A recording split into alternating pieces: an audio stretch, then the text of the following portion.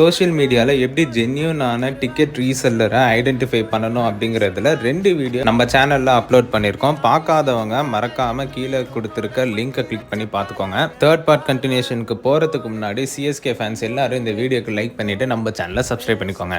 ஓரளவுக்கு ஒரு ஜென்யூனான ரீசெல்லரை கண்டுபிடிச்சிட்டீங்க அப்படின்னா அவங்களோட வாட்ஸ்அப் நம்பரை வாங்கி டிக்கெட்டோட ஸ்கிரீன்ஷாட்டை பார்த்துக்கோங்க. அதுக்கப்புறம் அவங்களுக்கு மெயில் வந்திருக்கும். டிக்கெட் புக் பண்ணியிருந்தாங்கன்னா மெயில் வந்திருக்கும். ஸோ அந்த மெயிலோட ஸ்கிரீன்ஷாட்டை அனுப்ப சொல்லுங்க. அதுக்கப்புறம் இப்போ வாட்ஸ்அப்லையும் பேடிஎம் இன்சைடர்லேருந்து ஒரு மெசேஜ் மாதிரி அனுப்புகிறோம். அதோட ஸ்க்ரீன்ஷாட்டையும் கேளுங்க. இந்த 3 ஸ்க்ரீன்ஷாட்டுமே காமிச்சிட்டாங்க அப்படின்னா அவங்கள்ட்ட ஒரு வீடியோ கால் கனெக்ட் பண்ணி அதை ரெக்கார்டும் பண்ணி வச்சுக்கோங்க. அதுக்கப்புறம் அவங்கள்ட்ட அவங்களோட ஆதார் ஐடி இல்லைன்னா டிரைவிங் லைசன்ஸோட ப்ரூஃப் ஒன்று அனுப்ப சொல்லிடுங்க. இது எல்லாமே செக் பண்ணிவிட்டு அதுக்கு அப்புறமா அவங்களுக்கு பேமெண்ட் பண்ணுங்கள். அதுக்கு முன்னாடி தயவு செஞ்சு பண்ணி ஏமாந்துடாதீங்க.